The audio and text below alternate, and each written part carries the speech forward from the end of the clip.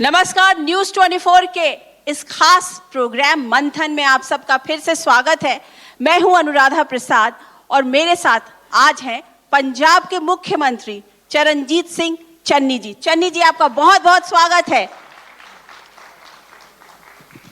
चन्नी जी, सबसे पहले मेरा आपसे यही एक सवाल है कि आपको 6 महीने पहले यहाँ का पंजाब जैसे संपन्न राज्य का आपको मुख्यमंत्री बनाया गया, उसका चेहरा बनाया गया। अब चेहरा बनने के बाद, अपने शपथ लेने के बाद दनादन छक्के पर छक्का लगाए जा रहे हैं।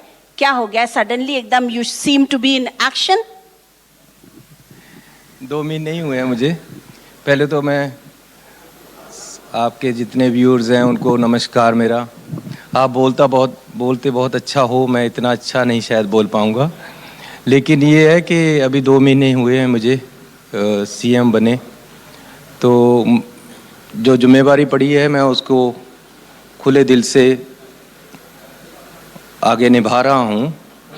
और मैंने कुछ अलग नहीं किया है, मैं वो करता हूँ जो ग्राउंड से जुड़े हुए लोगों की ज़रूरत है, जो एक मिडिल क्लास का नौजवान चाहता है, जो एक मिडिल क्लास फैमिली चाहती है, जो गरीब की ज़रूरत है, जो जब मैं नीचे से पैदा होकर आ रहा हूँ, जो गरीबी, मिडिल क्लास और कैसे मैं पढ़ा, क्या क्या दिक्कतें आई, मुझे घर में क्या क्या दिक्कतें आ रही थी, कैसे जब बरसात पड़ती है गरीब का जो जिसमें वो रहता है वो ऊपर से चोने लग जाता है, मतलब टिपकने लग जाता है या टपकने लग जाता है, तो कैसे उसको दिक्कतें आती, कैसे फिर बर्तन उठाकर उसके नीचे रखा जाता है, यार फर्श भी खराब ना हो, गिल्ला हो जाए क्योंकि वो भी कच्चा होता है।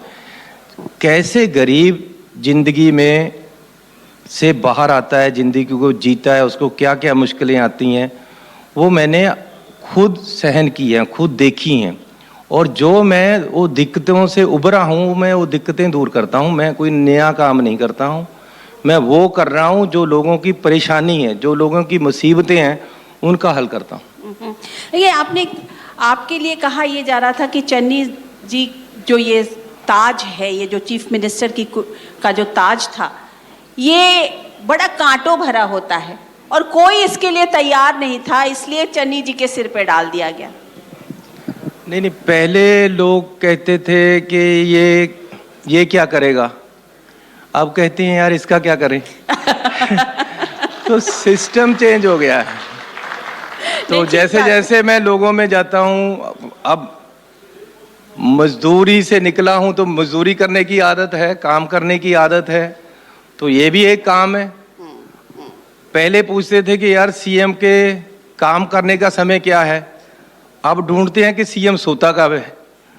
तो ये सिस्टम चेंज हो गया है कि पहले ये था कि सिस्टम के वर्किंग आवर्स क्या हैं, तो आप मेरे ढूंढते हैं कि इसके नॉन वर्किंग आवर्स क्या हैं। तो एक ड्यूटी है, मैं एक ट्रेंड सेट कर रहा हूं कि जो राजनीतिक नेता हैं उनके लिए जो हमारी पब्लिक की परसेप्शन है, वो जो कहीं ना कहीं जो गलत बन गई है, वो ठीक हो जाए।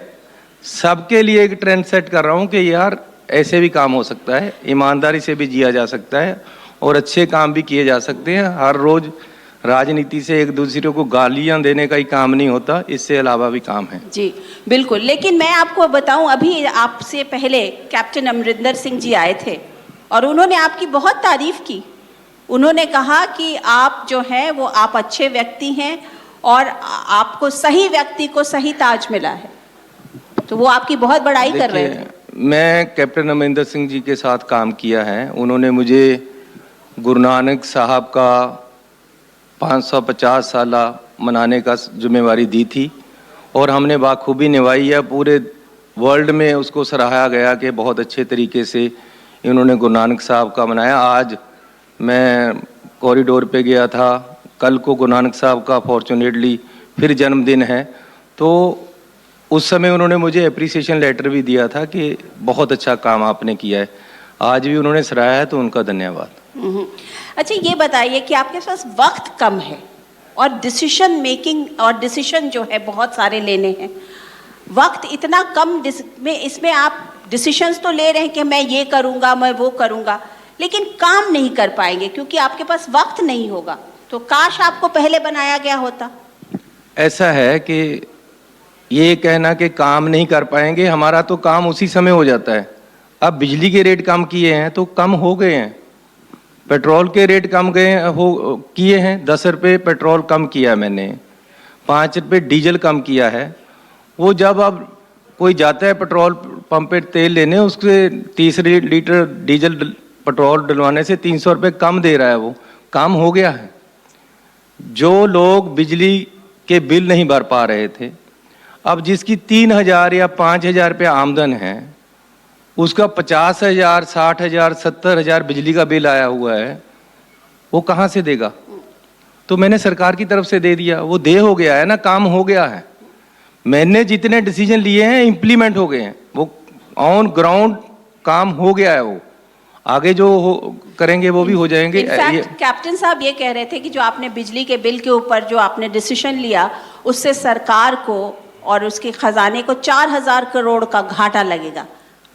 अब ऐसा है कि मेरे ओपोनेंट कहते हैं कि जी आपने गरीबों को पैसा दे दिया, ये पैसे कहाँ से आएंगे? ये मैंने देखना है ना कहाँ से पैसे आएंगे। गरीब की जेब में तो जो बिल था, जिसको वो दर दर घूम रहा था, यार मेरा बिजली का बिल नहीं पे हो रहा, वो तो मैंने फाड़ दिया है ना। अब जो पैसे देने हैं मैं दूंगा। क्यों फिक्र कर रहे हैं ये लोग? मैं अगर पॉलिटिकल साइंस का स्टूडेंट हूँ तो इकोनॉमिक्स भी पढ़ी है। बिल्कुल खजाना सही रहेगा, भरा रहेगा हमारा खजाना। अरे पंजाब का खजाना है, कम कैसे हो जाएगा? ये जो कहते हैं खाली खजाना है, खाली खजाना कैसे खजाना? हर साल भरेंगे, हर साल लोगों को बांटेंगे। अच्छा ये बताइए कि आपने जो ये डिसीजन लिया कि 75% जो है यहाँ पे नौकरियाँ जो है रिजर्व्ड होंगी, तो आप इसको इम्प्लीमेंट कर पाएंगे? अभी ले रहे हैं, 75 से भी शायद 80% करेंगे। ऐसा है, हमारा जो नौजवान है वो विदेश जा रहा है। कारण है कि हम उसको यहाँ सही रोजगार या नौकरी नहीं दे पा रही, और हमारा जो सिस्टम है उससे तंग हो गए हैं लोग।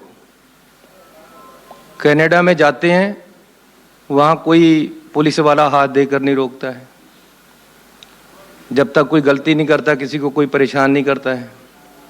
हमारे यहाँ चौक में पुलिस देखा कि राजस्थान की गाड़ी है, साइड पे लगा लो। क्यों होता है? सिस्टम है, जो पटवारी है, तहसीलदार है, थाने में बैठा मुंशी है, वो लोगों को प्यार से बात करे, उससे पैसे ना मांगे। ये सारा सिस्टम सही करना है, ये गंदगी निकालनी है और निकाल रहे हैं। कई एक्शन पकड़ लिया हमने, कोई ईओ पकड़ लिया है। अब ऊपर भी बात चल रही है कि कौन कौन करप्ट है, लिस्ट बनाओ। ये एक बार तो सफाया करना ही पड़ेगा ना, एक दिन तो साफ करेंगे, और करना शुरू कर दिया है हमने मिशन क्लीन लेकर आए हैं हम, कि बिल्कुल पारदर्शिता से ट्रांसपेरेंट सरकार चलानी है। यही रेता 22 रुपये बिक रहा था, आज 5.5 रुपये बिक रहा है। कोई मुझे कहता है जी नहीं वहाँ कम गया है, चले जाएगा, लेकिन 5.5 रुपये, अब 22 रुपये नहीं जाएगा। पहले मैंने 9 रुपये पर लेकर आया, देखा, टेस्ट किया, अब 5.5 रुपये पे। अभी तो वही खड्डे हैं, चल रही हैं, लेकिन पहले यही बदमाशी थी, जो माफिया था वो खत्म किया है। आपने माफियाओं के खिलाफ एक मुहिम छोड़ी है, आपने कहा कि ये करप्ट सिस्टम को मैं ठीक करना चाहता हूँ।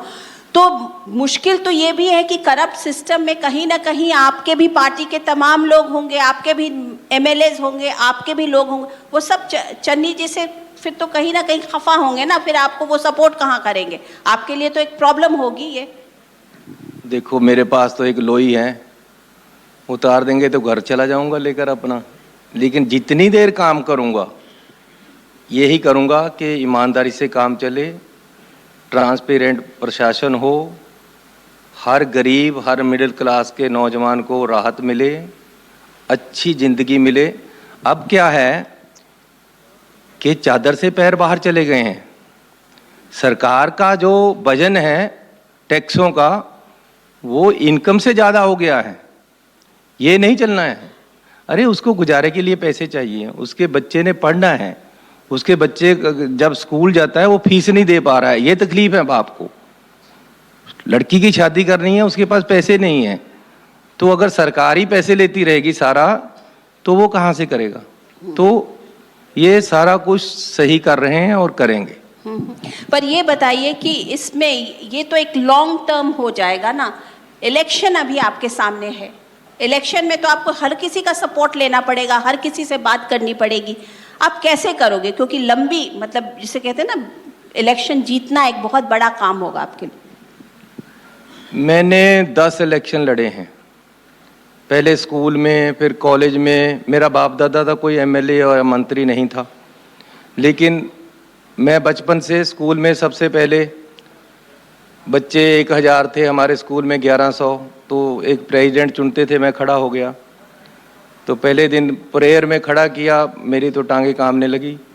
मैं घर पे जाकर अपने पिताजी को बताया, फादर को, कि मैं इलेक्शन में खड़ा हो गया हूँ और मैं बोल नहीं पाया।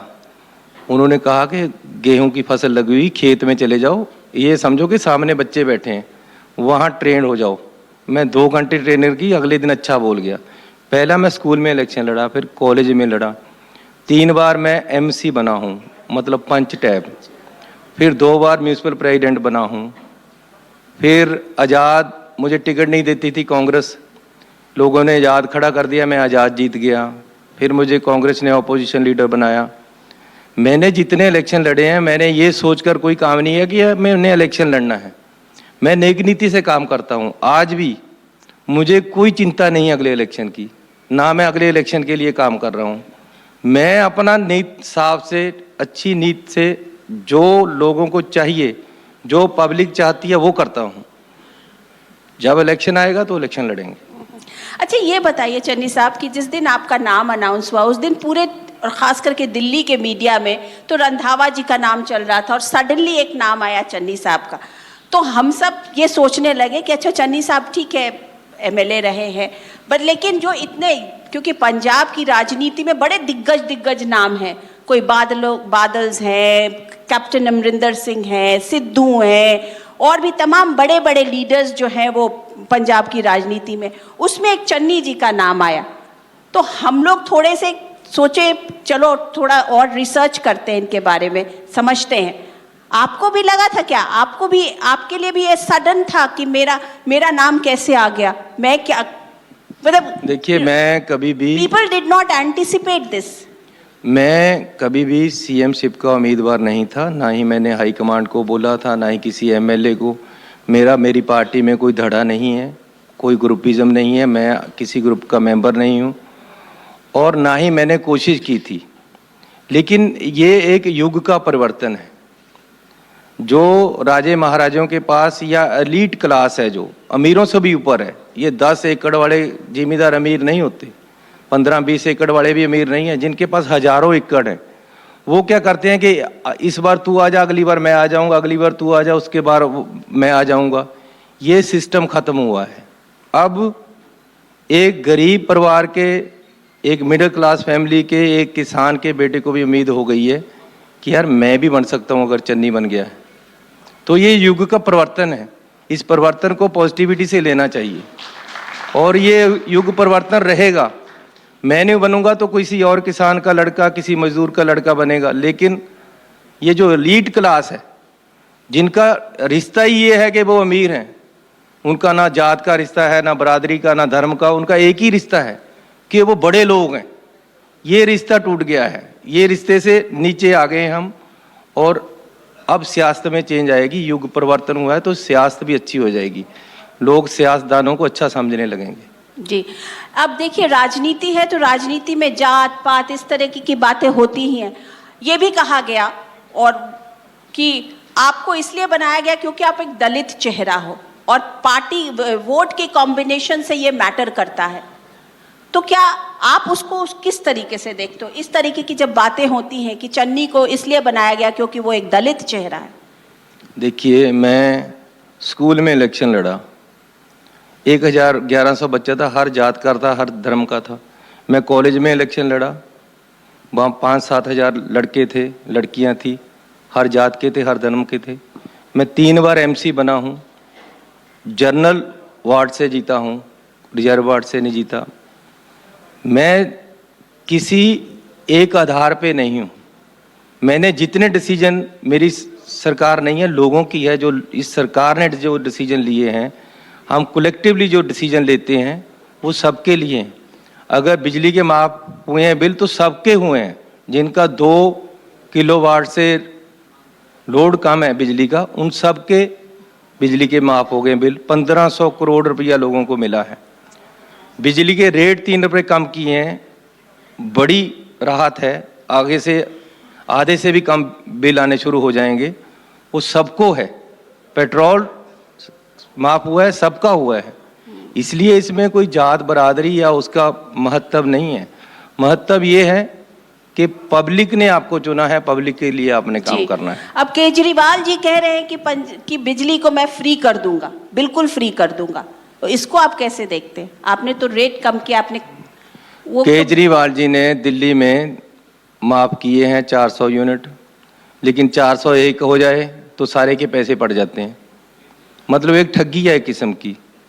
पंजाब में हमने 200 यूनिट तो ऑलरेडी माफ कर रखे हैं गरीब लोगों के, वो वैसे ही रहेंगे। उसके ऊपर हमने 3 रुपये रेट भी स्लैश कर दिया है, कम कर दिया है। अब हर किसी को फायदा होगा इसका। और 300 यूनिट से तो अब 100 यूनिट तक तो बिजली का रेट अब 1 रुपये 29 पैसे हो गया है। 300 यूनिट के पैसे कितने बनते हैं? ज़्यादा से ज़्यादा 700-800 या 1000 रुपया बनेगा अगर रेट ज़्यादा भी हो। लेकिन जब आपका टोटल बिल का 3 रुपये कम होगा तो आपको 5000, 10,000, 15,000, 20,000 का फायदा होना है। तो कितना बड़ा फायदा है जो हम दे रहे हैं। ये मतलब ये है कि छलावा नहीं होना चाहिए। ये नहीं है कि जी 401 हो गया तो आपको 400 के पैसे पड़ जाएंगे। अरे समझते हैं लोग अब पढ़ लिख गए हैं, इसलिए आगे आप देखते जाना। आप क्या देख रहे हैं कि आप अब जो इलेक्शंस आने वाले हैं तो उसमें आपके लिए सबसे बड़ा चैलेंज कौन सी पार्टी है? आम आदमी पार्टी या अकाली दल या कैप्टन? मेरे लिए कोई चैलेंज नहीं है किसी भी पार्टी से। मेरे लिए चैलेंज मैं खुद ही हूँ। मुझे ये एहसास हो रहा है कि मुझे जिम्मेवारी दी गई है, मैं इसको पूरा करना है। अब ना मेरा कोई सोने का टाइम है, ना कोई काम करने का टाइम है। मैं 24 घंटे इसी में लगा हूँ। मुझे खुद से चैलेंज है कि मैं डिलीवर करूँ। जो मुझे टाइम मिला है उसमें मैं ये 4 महीने में 4 साल का काम करना है मैंने, और कर रहा हूँ। लोग इसको देख रहे हैं और पता भी लग रहा है। आपने ये कहा कि बड़े लोग जो थे वो साथ मिले हुए थे कि अभी तुम बन जाओ, तो क्या अभी कल को हम बन जाएंगे? तो इस तरीके के बड़े लोग आप किसको मीन कर रहे हैं? क्या आप बादल्स को मीन कर रहे हैं कि कैप्टन को मीन कर रहे हैं? किसको मीन कर रहे हैं? किसकी तरफ आपका इशारा है? बड़े हुए तो क्या हुआ, जैसे पेड़ खजूर। बड़े हुए तो क्या हुआ, जैसे पेड़ खजूर। और जो पंछी को छाया नहीं, फल लागे है दूर। अरे इनसे बड़े से क्या करना है? सरकार बनाते हैं तो सारा पैसा घर को जाता है। अपनी 1000-1000 बसें डाल लेते हैं, 2-2 हज़ार एकड़ जमीन है, पूरे पंजाब में हर जगह प्रॉपर्टी है। चंडीगढ़ के 7 होटल है, दिल्ली में होटल है। तो अपने घर के लिए ये लोग बनते हैं तभी ये बड़े हैं। लेकिन पंजाब का कौन सोचेगा? पंजाब के लिए कौन बनेगा? पंजाब के गरीब का बच्चा कैसे पढ़ेगा? पंजाब का जो मिडिल क्लास है, जिसको नौकरी नहीं मिली, उसके नौकरी लड़के को कौन रोजगार देगा? अब मैंने बादलों की बसें अंदर कर दी पकड़ के। अरे क्यों परमिट के बिना चलाते हो? बाजू मरोड़ कर तुमने 1000 बस कर ली। सारे जितने बसों वाले से सबसे खरीद ली बसें उनकी जबरदस्ती, अब वापस जाएंगी। वो तो कह रहे थे, इनफैक्ट यही कह के गए थे कि हमारे बसेस जो है उन्होंने उनके ऊपर टैक्स लगा दिया उस वक्त का, जबकि कोविड के समय नहीं चलनी थी बसेस, या 50% के ट्रैफिक के रूल्स के अंदर में चलनी थी। आपका जवाब मिल गया है। आपने मुझे पूछा बड़े कौन हैं? बड़े वो हैं जिनकी 1-1 हज़ार बस चलती है, और बड़े वो हैं जिनके बड़े बड़े कारोबार हैं और जो मिलकर लूटते हैं पंजाब को। ये जो काम है ये खत्म करना है मैंने। तो आपकी भी जब सरकार थी, जब आप कैप्टन की सरकार में मंत्री थे, तो भी तो ये सब हो रहा था ना, उस वक्त आपने आवाज नहीं उठाई? उस समय आवाज उठाई तभी तो मैं यहाँ हूँ, तभी तो वो यहाँ नहीं है। अच्छा, तो आपने उठाई थी, किसको कहा था? ये तो समझना पड़ेगा ना, किसे कहा था आपने? मेरे साथ एक बार थोड़ा हुआ है, कई बार हो चुका है। जब मैं आवाज उठाई तब तक मुझे दबाया गया, तब तक मुझे पे एलिगेशन लगे, तब तक मुझे पीटने की कोशिश की गई। ये तो पीटने की कोशिश की गई? अरे सब कुछ हुआ है, लेकिन अब ये है कि मुझे क्या मारेगा कोई। मैं तो दबंग आदमी हूँ, ना मेरे पास कोई इतनी बड़ी प्रॉपर्टी है जो कोई छीन लेगा, ना कोई मुझे डर है किसी का। मैं पब्लिक का आदमी हूँ। मैं जब मेरे पे कोई उठता है तो पब्लिक बचाती है मुझे, पब्लिक संभालती है। मेरा जो कुछ करने वाले लोग हैं, लोग ही मुझे बचा कर रखे, मैं किसी से और से डरता नहीं हूँ। चलिए ये बताइए कि आप कितने कॉन्फिडेंट हैं कि आपकी सरकार आ रही है, कांग्रेस की सरकार के लिए काम ही नहीं कर रहा हूँ, मैं पब्लिक के लिए काम कर रहा हूँ। सरकार, अभी इलेक्शन दूर हैं, जब इलेक्शन आएंगे तब हम देखेंगे। सरकार पब्लिक ने बनानी है, जिसको चाहेंगे उसको मौका देंगे। लोग तो ये भी कह रहे हैं कि चन्नी जी इतने धनाधड़ काम किए चले जा रहे हैं, लेकिन उनका नाम तक तो अभी तक कंफर्म किया नहीं है कांग्रेस पार्टी ने कि यही होंगे हमारे चीफ मिनिस्टर। पहले कौन सा कंफर्म था मेरा? जो अब मैं कंफर्म कराता फिरूं, कोई ऐसी बात नहीं। पहले मैं ऑपोजिशन लीडर बना था तब भी मेरा नाम नहीं था। अब सीएम बना दिया है पार्टी ने और लोगों ने, अब आज भी मेरा नाम नहीं है, आगे के लिए भी मेरा नाम नहीं है। पार्टी सुप्रीम, पार्टी जिसको कहेगी, राहुल गांधी जी एक क्रांतिकारी नेता हैं, ये क्रांति वही लेकर आए हैं। तो क्रांति आ रही है देश में, अभी समझ आएगी लोगों को कि राहुल गांधी क्या चीज़ है। ये क्रांति राहुल गांधी लेकर आए हैं, ये युग परिवर्तन उन्होंने किया है। ऐसे युग परिवर्तन देश में आगे होने वाले हैं। चन्नी जी ये बताइए कि लोग कहते हैं कि जो पावर है ना वो करप्ट कर देता है लोगों को, एंड जो लोग सत्ता में होते हैं वो फिर करप्ट हो जाते हैं। अभी आप बहुत नेक लग रहे हो, क्या आपके ऊपर भी इस पावर का रंग चढ़ेगा? क्या आप लोगों को ये गारंटी दे सकते हो कि चरणजीत सिंह चन्नी इसी तरीके के रहेंगे जिस तरीके से अभी बोल रहे हैं या काम कर रहे हैं? क्योंकि लोगों को इस बात का विश्वास नहीं होता है कि कोई पावर में आने के बाद, कोई चीफ मिनिस्टर बनने के बाद बदलता नहीं है। मैं म्यूनिसिपल प्रेसिडेंट बना था, मुझे आज तक ये है कि जो म्यूनिसिपल प्रेसिडेंट बनकर काम लोग कर सकते, मुझे खुशी मिली, वो आज तक बाद में नहीं मिली। क्योंकि मैंने इतने शहर के काम किए, पावर पूरी थी मेरे पास एक शहर की, लेकिन आप मेरे शहर में जाकर वो पूछो, मैंने पार्कें बनवाई, मैंने ग्राउंड बनवाए, मैं खुद जाकर ट्यूबलाइट ठीक कर देता था लोगों की।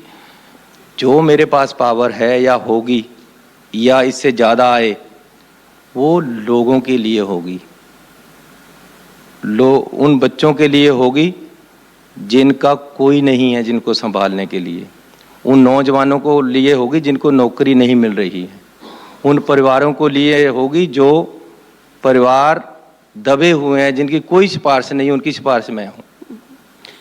तो आपकी जो उस किसान के लिए है जो खेत में रात को बैठता है और बिजली आती नहीं है, सारी रात वो इंतजार करता है कि बिजली नहीं आती। ये किसान मेरे पास, हमें कल इकट्ठे हुए थे एक मीटिंग में, सारी जितनी डिमांडें इन्होंने दी सारी मांग ली है, और एक डिमांड रह गई है, वो नेक्स्ट मीटिंग में बात करेंगे। लेकिन एक बात भी जो किसान ने मुंह से कह दी मैंने नीचे नहीं गिरने दी, सारी मान ली उनकी। और ये भी कह दिया कि जब आप कहोगे इस्तीफा देकर आपके संघर्ष में बैठ जाऊंगा, मुझे किसी ओहदे का कोई लालच नहीं है।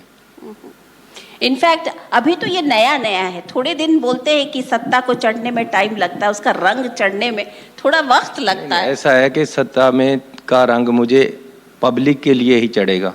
मैं 4.5 साल से मंत्री हूँ, मेरी कोई करप्शन की शिकायत दिखाओ। 4.5 साल में भी तो पावर थी, और चाहे वो थोड़ी सी या ज़्यादा थी, और मेरी पार्टी वालों ने मेरी फाइलें सारी खोल कर देखी कि इसके खिलाफ कोई मिल जाए कुछ, आज तक तो मिला नहीं है। मैं प्रेसिडेंट रहा हूँ म्यूनिसिपल कमेटी का, जिसने करप्शन करनी वहीं कर लेता है, जिसने करनी वो तो सरपंच बन के भी करता है, जिसने करनी वो पंच बन के भी करता है, और जिसने करनी है वो डिप्टी सीएम बन के भी अपनी और सीएम बन के ही बसें बनाते हैं और जबरदस्ती लोगों की प्रॉपर्टी छीनते हैं, अपने सुख विलास जैसे होटल बनते हैं इनके। लेकिन मेरा नहीं होगा ये। मेरे लड़के के पास मैंने उनको पहले से बोला हुआ है अपने घर वालों को कि भैया तुमने पढ़ना है, पढ़ाई करके अपनी योग्यता के अनुसार तुम्हें जो मिलेगा परमात्मा और कानून के अनुसार मिलेगा। अच्छा ये बताइए कि आप तो पढ़ाई में काफ़ी इंटरेस्टेड रहते हैं, आपने तो एक पीएचडी भी कर ली, आप तो डॉक्टर चरणजीत सिंह चन्नी हैं, आपने पीएचडी भी कर ली, लेकिन आपका पीएचडी का टॉपिक बड़ा इंटरेस्टिंग था, कांग्रेस का खिसकता जनाधार और उसको ठीक करने का मैंने अभी पीएचडी का थीसिस जमा कराना है, अभी मेरी स्टडी रिसर्च चल रही है और इंडियन नेशनल कांग्रेस पे organisational structure and electoral strategy of Indian National Congress, इस पे मैं काम कर रहा हूँ और कोई ऐसी और कोई बात नहीं। वो तो ठीक बात है, लेकिन ये है कि मैं यूथ को भी एक मैसेज और एक रिक्वेस्ट करना चाहता हूँ कि अपने आप को स्ट्रेंथन करते रहना चाहिए सारी जिंदगी। कोई पढ़ाई और ज्ञान का कोई सीमा नहीं है और कोई उम्र नहीं है। मैं पहले बीए की, फिर मैंने एलएलबी की, जब मैं फर्स्ट टाइम एमएलए बना तो मैंने एमबीए की, सेकंड टाइम बना तो मैंने एमए की, अब मैं पीएचडी कर रहा हूँ। और मुझे कई कह रहे हैं कि यार क्या ज़रूरत है पढ़ने की अब, लेकिन मैं कहता हूँ कि यार जिंदगी में सीखते रहो, सीखने के लिए ज़िंदगी है और अपने पास जो है उसको बांटते रहो। तो कांग्रेस के ऊपर, आप कांग्रेस के ऑर्गेनाइजेशन के ऊपर रिसर्च कर रहे हो, तो अपने लीडर्स के साथ आपने कुछ शेयर किया है कि हमारे कांग्रेस में ये चेंजेस होने चाहिए, वो होने चाहिए, इस तरीके की बात? वो मैं करता रहता हूँ हमेशा, जहाँ जहाँ मुझे पूछा जाता है मैं। लेकिन आप अपनी पार्टी में क्या खामी देखते हो? What do you see in your party? देखो, खामियां पार्टी में रहती हैं और अच्छे काम भी रहते हैं। कोई भी पार्टी अच्छी नहीं होती, कोई भी पार्टी बुरी नहीं होती। उसको जो लोग चलाते हैं वो उनका क्या किरदार है, वो कैसे चला रहे हैं, उस पर डिपेंड करता है। अब श्रोमणी अकाली दल अपने आप में एक अच्छी पार्टी रही है और बड़े ज़बरदस्त काम किए हैं, सिखों की नुमाइंदगी करते रहे हैं, लेकिन जब से सुखबीर बादल आ गए हैं तो पार्टी ख़त्म, मजीठिया जी आ गए हैं तो पार्टी का सिस्टम खराब हो गया है। और अच्छे लोग, अच्छी बातें, अच्छी नीति आती रहेगी पार्टी में तो पार्टियां सभी अच्छी होती हैं। अच्छा, लोग कहते हैं कि चन्नी जी को ना कोई ऑपोजिशन की और किसी की ज़रूरत नहीं हो जब आपके पार्टी के अध्यक्ष सिद्धू हो, तो अगर सिद्धू जी ही रहेंगे तो चन्नी जी को और किसी के ऑपोजिशन की ज़रूरत नहीं, क्योंकि वो खुद ही इतने बड़े ऑपोजिशन हैं। ऐसा है कि पार्टी सुप्रीम, पार्टी की आइडियोलॉजी ने को सरकार ने लागू करना होता है। तो सिद्धू जी जो भी कहते हैं, अगर कोई क्रिटिसिज्म भी है तो हर सरकार को, हर मुख्यमंत्री को, हर जो लोगों की नुमाइंदगी या कोई सेवा में लगा हुआ है उसको क्रिटिसिज्म से कुछ ना कुछ गेन करना चाहिए और उसको ठीक करना चाहिए। अगर सिद्धू जी कुछ मुझे कहते हैं तो मुझे देखना चाहिए कि मेरे में कहाँ गलती है, उसको ठीक कर लेना चाहिए। अरे आप ठंडे पानी की तरह से उसको गुजार देते हो। मैं ठंडा ही हूँ। आप रिएक्ट नहीं करते हो तो मैं गर्म नहीं हूँ। सिद्धू जी कुछ भी बोलते रहे, आप रिएक्ट नहीं करते हो, इसलिए वो बात जो है आई गई हो जाती है। Is it? नहीं, ऐसा नहीं है। अच्छी बातें सिद्धू जी भी करते हैं, मैं उनको इम्प्लीमेंट भी करता हूँ और कोशिश भी करता हूँ कि इम्प्लीमेंट हो और होनी भी चाहिए। अगर कोई अच्छी बात आती है तो उसको आगे, क्रिटिसिज्म बहुत ज़रूरी है। जो लीडर क्रिटिसिज्म नहीं सुनते, जो पार्टियाँ क्रिटिसिज्म से भागती हैं, जो प्रेस वाले से भागते हैं, तो वो भी सही नहीं है। प्रेस का अपना रोल है, लीडर्स का अपना रोल है। ये मिलकर ही डेमोक्रेटिक सिस्टम अच्छा चल सकता है। डेमोक्रेसी में पार्टी सुप्रीम, पार्टी का प्रधान कुछ कहता है, मुझे उस पर पूरी तवज्जो देनी चाहिए। अगर मैं नहीं दे रहा हूँ तो मैं गलत कर रहा हूँ। हाँ, डिस्कशन हो सकती है, मैं अपने व्यूज़ दे सकता हूँ उनको कि नहीं जी ये ऐसे नहीं, ऐसे है। लेकिन लगता तो ऐसे जैसे जिस तरीके से सिद्धू जी की बातें आती है और खास करके ट्विटर पे जिस तरीके से ट्वीट होता है, तो ये लगता है कि वो आपको हमेशा हिला के रखना चाहते हैं, डिस्टेबलाइज करके रखना चाहते हैं। नहीं, ऐसा है कि जितना छज में वो करते रहोगे ना, छटते रहोगे, उतना साफ होता जाऊंगा। तो सफाई होती रहनी चाहिए मेरी भी। नहीं, आप तो कह रहे हो कि सफाई होती रहती, लेकिन किसी को वक्त तो दिया जाता है ना। उन्होंने तो हफ्ते भर के अंदर ही शुरू कर दिया था। अच्छी बात है, मेरी भी सफाई साथ साथ हो रही है, मैं अच्छा बनता जा रहा हूँ और जो पार्टी चाहती है वो आइडियोलॉजी को आगे लेकर आ रहा हूँ। लेकिन उनके जो बातें थी कि बेअदबी, गुरु ग्रंथ साहब की बेअदबी का मामला हो या ड्रग्स का मामला हो, इन सब मामलों पर आपने 24 घंटे के अंदर काम नहीं किया। देखिए, 4.5 साल और उससे कुछ पहले से इन केसों को मिलजुल कर उलझाया गया है।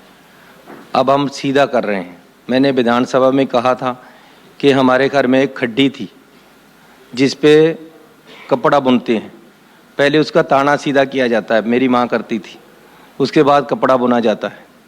मुझे ताना सीधा करना आता है और मैं ये ताना भी सीधा कर दूंगा। इनफैक्ट सुखबीर बादल तो ये कह के गए हैं कि आप लोगों के ऊपर वो केस कर रहे हैं कि आप और एडवोकेट जनरल और होम मिनिस्टर और पुलिस के जो चीफ हैं वो सब गवर्नर हाउस में बैठ के ये कह रहे थे, प्रेशर दिलवा रहे थे कि एसआईटी की जो रिपोर्ट है उसको बदल दो। ऐसा है, एसआईटी की रिपोर्ट कोई बदल ही नहीं सकता क्योंकि हाई कोर्ट के पास है। ये गलत कह कर गए अगर उन्होंने ऐसा कहा है। और दूसरा का उन्होंने आज भी एक दरखास्त दे दी है कि जी ये तो वेंडेटा है। अरे हाई कोर्ट से एक लिफाफा मिलना है, तुम उसको रोक रहे हो बार बार, कोई ना कोई तरीके से आज उसको लटकाने की कोशिश कर रहे हैं। लेकिन मैं एक बात कहता हूँ इन लोगों को, जिस तरीके से आपने पंजाब को लूटा है, जिस तरीके से नशई बनाया है, जिस तरीके से आपने नशा बांटा है, खुदा के घर में देर हो सकती है, अंधेर नहीं है। आपको इसका हिसाब देना पड़ेगा। ड्रग्स के ऊपर आप क्या, ड्रग्स का जो मसला है वो पंजाब का नाम हमेशा हाईलाइट होता है। मैंने उसी के लिए बताया है, वो जो केस कोर्ट में है उसकी तारीख अभी 6 दिसंबर पड़ी है, लेकिन ऑन ग्राउंड हम ड्रग के पीछे लगे हुए हैं। हर वो लोग जो ड्रग के धंधे में जिन्होंने काम किया है उनको कटहरे में खड़ा करेंगे। अच्छा, ये बताइए कि आम आदमी पार्टी आपको कितना विचलित करती है? आम आदमी पार्टी से आप कितने घबराए हो कि वो कितना % वोट ले जाए? वो मेरे भाई आगे बैठे आम आदमी वाले, इनको पूछो, ये मुझे कोई डिस्टर्ब नहीं करते। हमारी ट्यूनिंग ही बहुत अच्छी है। मैं अभी देखो ईमानदारी से बोलूं, मैं उनके पास गया, जप्फी पाकर मिला, मैंने उनको कहा कि मैं इंतजार कर रहा हूँ, इससे ज्यादा कुछ नहीं बोला। वो भी खुश हो गए, मैं भी खुश होकर यहाँ आकर बैठ गया। नहीं, but on a serious note, आप उनको कितना सीरियस मानते हैं कि वो उनका इनमें अच्छे लोग हैं, जो इनमें अच्छे लोग हैं, जैसे ये भाई साहब बैठे हैं, मेरे बहुत दोस्त हैं, इन सबको मैं निमंत्रण दे चुका हूँ। आ जाओ भैया, एक इकट्ठे काम करेंगे। आम आदमी चाहिए, आम आदमी मैं भी हूँ, आप भी हो, तो इकट्ठे होकर काम करें, पर देश को आगे लेकर जाना है। आम आदमी पार्टी को तोड़ने का विचार है आपको? नहीं, तोड़ने का नहीं, जोड़ने का है। मैं इनको साथ जोड़ रहा हूँ अपने। उधर से तोड़ेंगे और अपने साथ ज्यादातर लोग आ चुके हैं। हाँ। और बाकी जितने बचे हैं उनको भी मैं बोल रहा हूँ, मतलब अगर इनके 21 आदमी थे तो इन्होंने अब 10 को ही टिकट दे पाए, 11 इनसे दूर हो गए हैं, वो हमारे तरफ आ गए। 10 जो रह गए हैं उनको भी मैंने निमंत्रण दिया है कि आ जाओ भैया, देश की सेवा ही करनी है, पंजाब की सेवा करनी है। आप चाहते हो आम आदमी जैसे करें, तो मैं भी आम आदमी जैसे कर रहा हूँ। इनके लीडर ने कहा कि ये तो डुप्लीकेट आम आदमी है।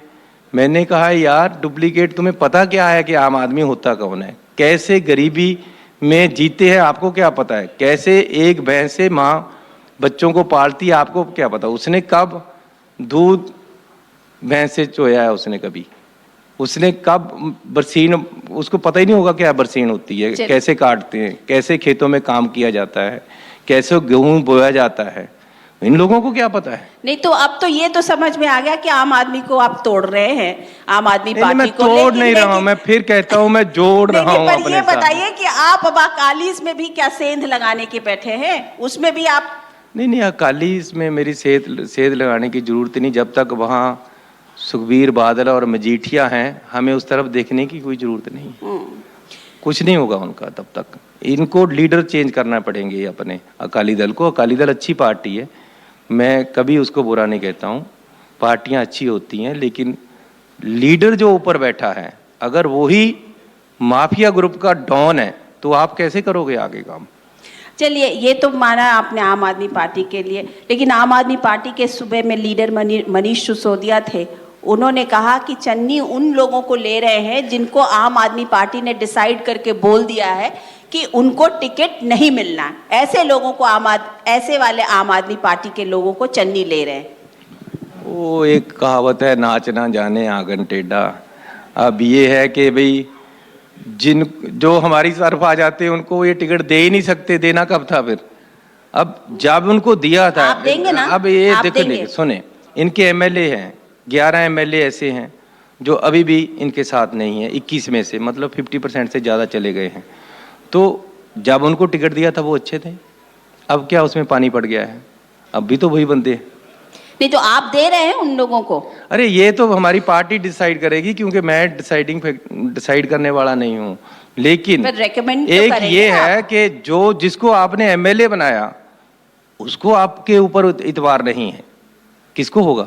आपके 11 एमएलए छोड़कर चले गए 21 में से, या छोड़ने वाले हैं, बाकी भी परमात्मा की कृपा से मिल जाएंगे हमारे साथ। लेकिन ये है कि ये लोग क्या कर रहे हैं, इनकी असलियत पता लग रही है लोगों को कि यार हमने जो ख्वाब देखे थे और इन्होंने हमें जो ख्वाब दिखाए थे, हम तो एक क्रांतिकारी बंदे को देख रहे थे, हम क्रांति लाना चाहते थे। ये क्रांतिकारी कहाँ है? ये तो उल्टा हो गया काम। ये तो सिस्टम ही और है, अंदर कुछ और है, बाहर कुछ और है। ये समझकर लोग इनको छोड़ रहे हैं। अच्छा, ये बताइए कि कैप्टन अभी आकर के यहाँ कैप्टन अमरिंदर सिंह ये बोल के गए कि कोड ऑफ कंडक्ट लगने के बाद हमारा असल काम शुरू होगा। अच्छा, जब पावर में थे तब तो काम शुरू नहीं हुआ, अब जब पावर सबकी चले जाएगी तब शुरू होगा।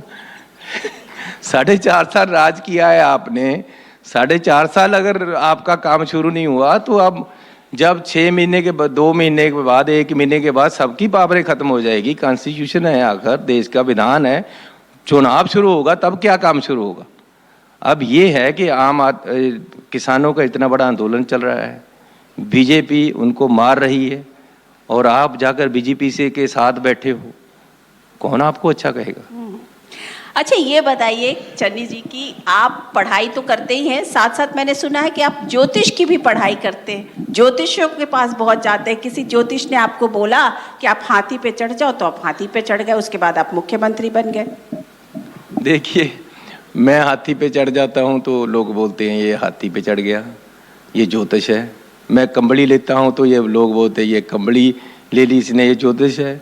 मेरे घर को आगे रास्ता नहीं है तो मैं रास्ता निकालता हूँ, अब भी निकाला है मैंने, क्योंकि रास्ता बंद किया हुआ था, तो बोलते हैं ज्योतिष है। ऐसी कोई बात नहीं, लेकिन ज्योतिष भी एक साइंस है।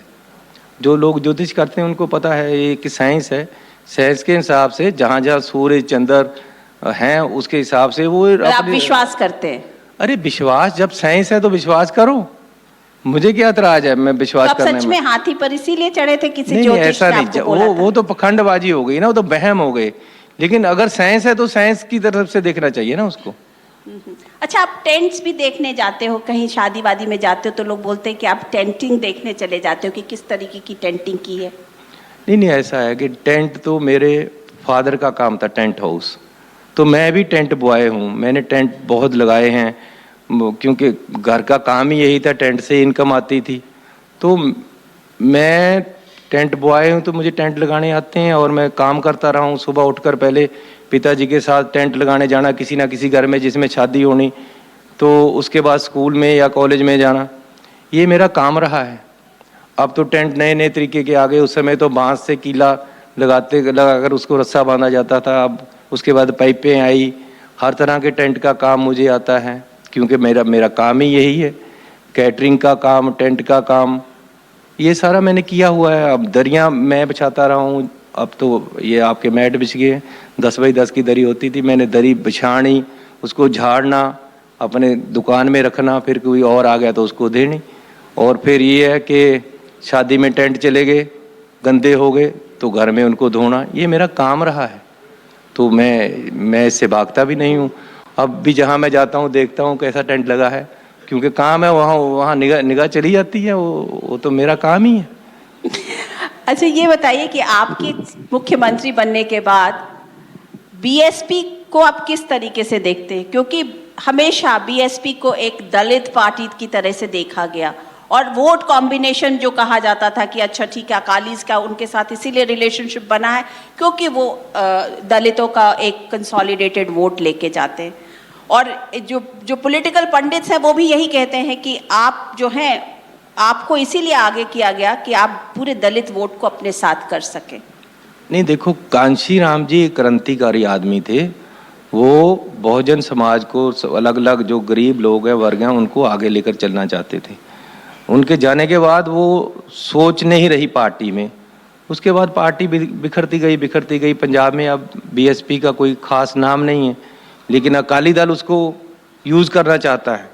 जितने भी वोट है, अकाली दल ने उनको टिकटें वो दी हैं जहां बीएसपी की कोई बात ही नहीं है। अब होशियारपुर शहर में बीएसपी की कोई वोट ही नहीं है।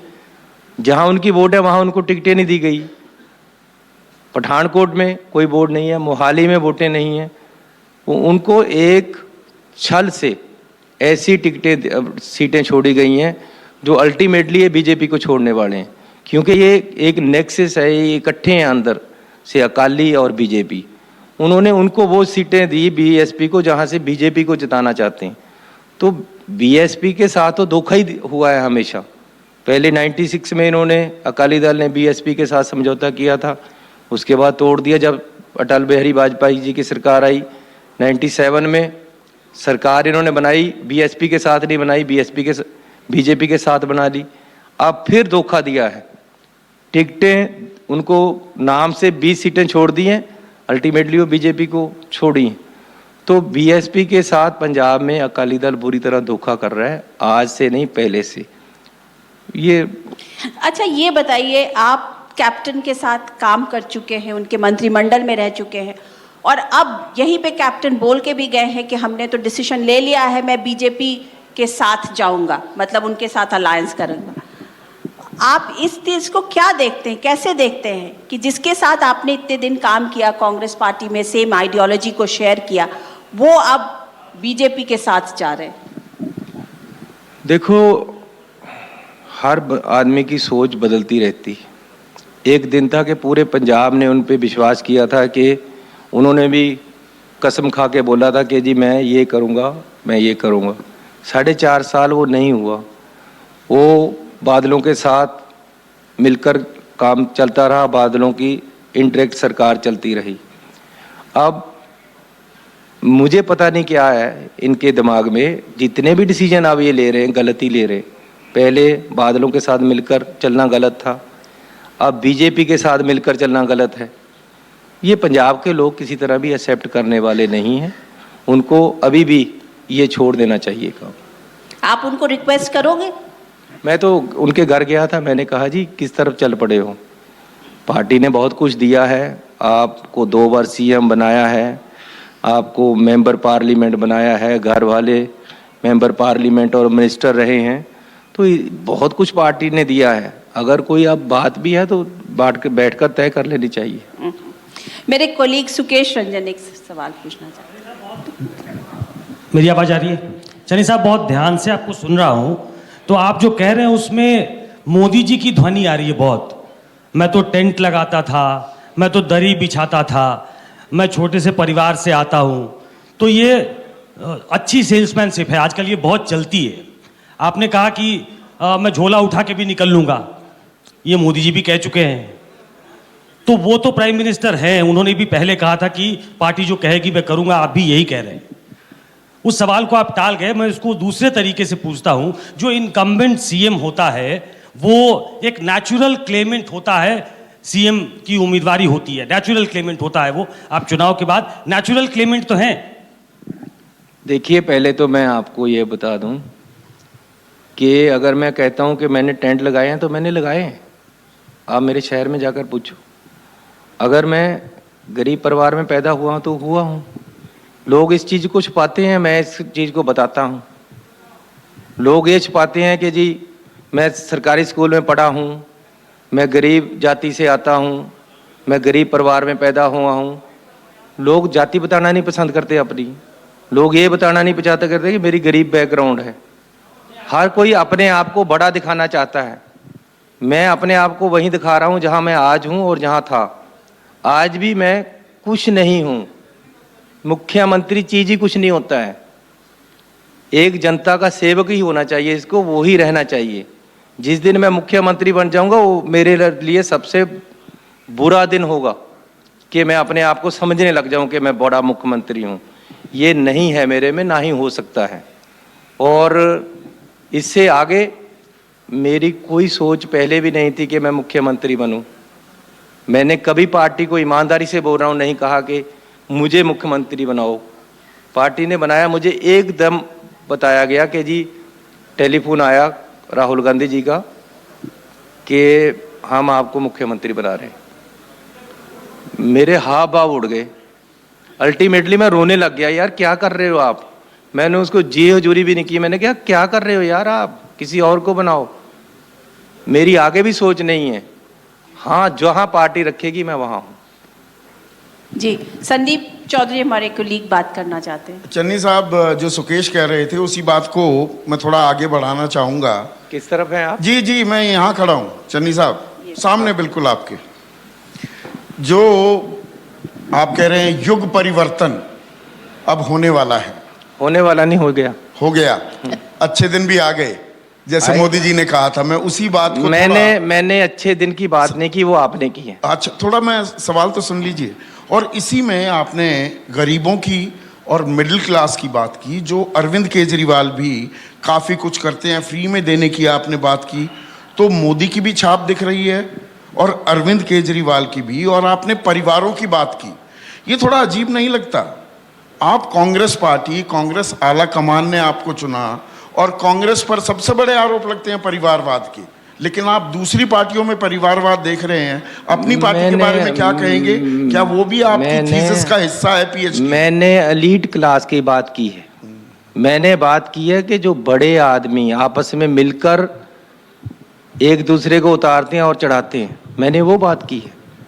परिवार कोई भी हो, लेकिन ये इनका अपना एक रिश्ता है। इनका रिश्ता अमीरी है, इनका रिश्ता रजवाड़ाशाही है, इनका रिश्ता बड़े लोगों का है। इनका कोई जात बरादरी या धर्म से संबंध नहीं है। ये बड़े हैं और अपने आप को बड़े समझकर इकट्ठे होते हैं और इकट्ठे होकर राज करते हैं। ये युग परिवर्तन हुआ है कि उनका राज खत्म और नया राज शुरू होने वाला है। चरणजीत सिंह चन्नी जो आज पंजाब के लोगों को बता रहे हैं, वो दरअसल नरेंद्र मोदी और अरविंद केजरीवाल का एक मिश्रण है क्या? अरे उनका मिश्रण होगा। अगर उस केजरीवाल ने कोई काम किया है तो वेलकम है, किया होगा। मुझे नहीं पता वो किस बैकग्राउंड से हैं। आईएएस बने थे, मुझे ये पता है। उसके बाद अन्ना हजारा जी का आड़ लेकर सारा कुछ समेट गए, ये मुझे पता है। लेकिन मुझे ये पता नहीं उनकी बैकग्राउंड क्या है।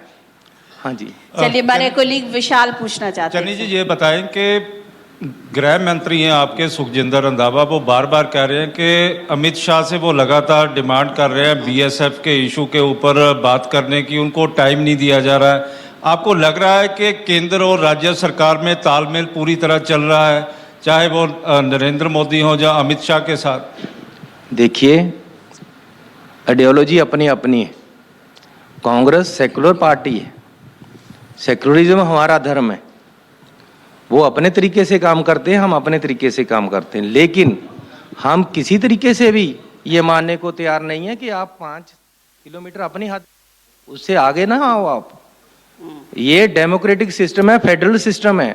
फेडरल सिस्टम में जो स्टेटों के अधिकार है उनको मत छीनो। अरे क्यों आपने यूनियन टेरिटरी बना दी जम्मू कश्मीर? आप नेशनलिज्म के बहाने राज को बढ़ाते जा रहे हो, अपने को अपनी पावर्स नेशनलिज्म के नाम से बढ़ा रहे हो। नेशनलिज्म कहाँ जा रहा है? अरे हमसे बड़ा नेशनलिस्ट कौन है? पंजाब से बड़ा नेशनलिस्ट कौन है? सिखों से बड़ा नेशनलिस्ट कौन है? हमने कुर्बानियां दी हैं पंजाब के लोगों ने। हम हर जगह मरने के लिए तैयार हैं, देश के लिए शहीदी पाने के लिए तैयार हैं। एक शहीद नहीं हमारा, हमारे घर घर में शहीदी है। लेकिन आप नेशनलिज्म के नाम पे आप कह रहे हो कि जी नेशनलिस्ट मुद्दे को क्यों डिस्कस कर रहे हो, आप कह रहे हो नेशनल सिक्योरिटी की बात है। क्या बात है नेशनल सिक्योरिटी की? अरे पंजाब बैठा है यहाँ, कैसे घुसेगा कोई यहाँ? लेकिन अपोजिशन बोल रही है कि आप अमित शाह को मिलते हो और उसके बाद नोटिफिकेशन जारी हो जाता है। अरे मैं मिलता हूं, मैंने उनको यही कहा जाकर कि पंजाब में कोई सद्भावना रहनी चाहिए। हमें मत लड़ाना है आपस में। हिंदू और सिख का जितना अच्छा बाउंड है, इससे बड़ा बाउंड हो ही नहीं सकता कोई। इसलिए सद्भावना और एकता पंजाब में रहनी चाहिए। चल चन्नी साहब, एक सवाल रमन न्यूज़ 24 से। आपकी मुलाकात हुई नरेंद्र मोदी से, आप अपने पूरे परिवार के साथ गए थे और आपने फिर उसके बाद? मैं मोदी जी के पास परिवार के साथ नहीं गया, फिर करेक्ट कर लो अपने आप को। ठीक। जी जी। नरेंद्र मोदी के साथ आपकी मुलाकात हुई, कैसे आप आंकते हैं? नरेंद्र मोदी की लोकप्रियता काफी ज्यादा है, एज ए प्राइम मिनिस्टर आप कैसे आंकते हैं उनको? अरे अगर उनकी लोकप्रियता है तभी प्राइम मिनिस्टर बने हैं, ऐसे कोई बनता है? लोगों ने वोटें डाली हैं, अब उनका दायित्व है वो कैसे निभाते हैं अपनी उसको।